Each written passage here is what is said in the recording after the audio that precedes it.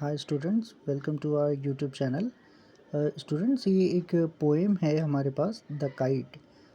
आज हम इसके बारे में थोड़ा सा पढ़ लेंगे और थोड़ी इसकी हिंदी हम जानने की कोशिश करेंगे कि एग्जैक्टली इसमें मिस्टर हैरी बैन जो हैं वो कहते क्या हैं इस पर्टिकुलर पोएम को लेकर के।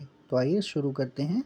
द पोएम है, how bright on the blue is a kite when it's new, with a dive and a dip, it snaps its tail, then soars like a ship with only a sail.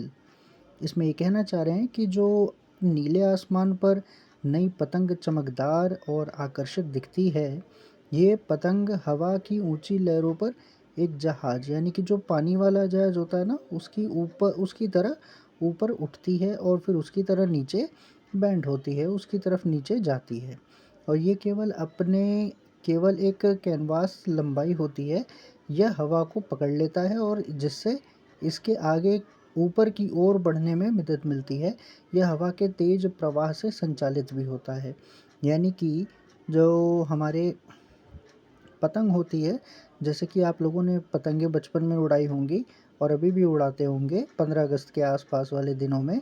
तो वहाँ पे आपने देखा होगा कि जब पतंग को हवा मिलती है तो पतंग पे ज़्यादा फोकस नहीं करना होता है, वो ऑटोमेटिक दूर हमसे चली जाती है। लेकिन अगर पतंग को हवा मिलना कम हो जाता है तो वो ठहर जाती है।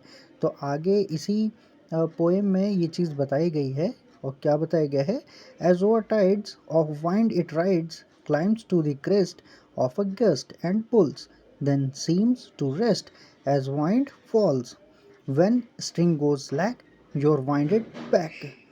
तो इसमें क्या कहा गया है कि जैसे जैसे हवा कमज़ोर होती है और पतंग भी धीमी हो जाती है और ऐसा लगता है कि वो आराम कर रही है, लेकिन जो हवा की जो पावर है, शक्ति है, उसके अभाव में पतंग की जो डोर होती है वो ढीली होती जाती है। तो उड़ाने वाला इसे वापस हवा देता है, जैसे कि आप लोग कहते हैं कि इसको कन्नी देते हैं, फिर से इसको खींचते हैं और उसे दोबारा ऊपर भेजने के लिए वो कोशिश करता है और वो दौड़ भी लगाता है। इस तकनीक से क्या होता है कि हवा का जो झोंका होता है उसके पंखों को भरने के लिए चलता है और वो फिर से आसमान पर चढ़ जाता है।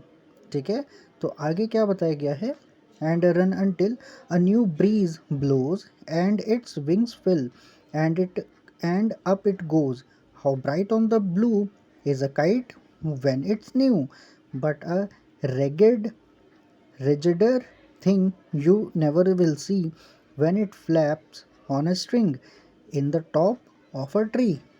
आगे क्या बताया गया है कि जो पतंग उड़ाना जो है वो एक बहुत दिलचस्प शौक है या खेल है, और जब हम करते रहते हैं तो ये हमारे लिए एक गेम बन जाता है। ठीक है, नई कागज़ की जो पतंग होती है वो नीले आकाश में सुंदर और चमकीली दिखती है, लेकिन कुछ ऐसी पतंगे होती हैं जो कि बहुत ज़्यादा रिजिड हो जाती हैं और बहुत अपने आप को एटीट्यूड वाली पतंगे भी कुछ होती हैं, और जो कि पेड़ की जो टहनियाँ होती हैं, ब्रांचेस होती हैं, उसमें वो बहुत तेज़ी के साथ फंस जाती हैं, जिसके वजह से वो बहुत ज़र्ज़र हो जाती हैं, वो कमज़ोर भी हो जाती हैं। और अगर आप उनको वहाँ से हटाते हैं, आप पेड़ों से निकाल भी लेते हैं या किसी के रेलिंग पे फंस जाती है, कुछ भी हो जाता है, तो बहुत गंदी दिखने लग जाती है। आप बार-बार निकालने की कोशिश करते हैं बट वो निकलती नहीं है और फिर वो कई जगह से फट भी जाती है। ठीक है, तो इसका मतलब टोटली यही है कि पतंग जो है हमारे लिए क्या है, एक खेल बन चुका है, और ये पतंग की पूरी कहानी है कि हम किस तरीके से पतंग को उड़ाते हैं। तो मिस्टर हैरी बैन है जिन्होंने ये थोड़ा बहुत एक्सप्लेन किया था। आई होप सो कि आपको एक्सप्लेनेशन थोड़ी बहुत भी आपको समझ में आई होगी। और इसी तरीके की और वीडियो के लिए please subscribe the channel and like and share the channel. और इसके क्वेश्चन आंसर्स हैं या फिर और भी हमारे बुक्स में कुछ इसके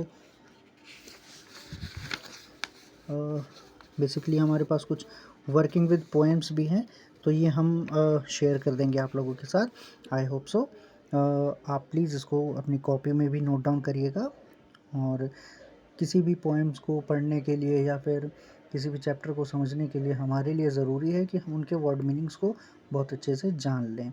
तो इसमें आप जो डिफ़िकल्ट वर्ड्स हैं जो कि ऑलरेडी लगे हुए हैं, आप इनको अपनी कॉपी में लिखिएगा और हमारे ही चैनल को सब्सक्राइब कर लीजिए, ताकि ये जितने भी डिफ़िकल्ट वर्ड हैं, वोकैबुलरीज़ हैं, वो आपके लिए जो डेली बेसिस पे आप लोग यूज़ करते हैं, वो आपको आने वाले टाइम में बहुत ज़्यादा हेल्पफुल करेंगे और हेल्पफुल रहेंगे आप लोगों के लिए, ताकि वो आप लाइफ में या फिर आप बुक्स में कहीं वो वर्ड मीनिंग को देखें तो आप करेक्ट समझ सकें कि एग्जैक्टली सेंटेंस में कहा क्या गया है। Okay friends, let's meet in next video.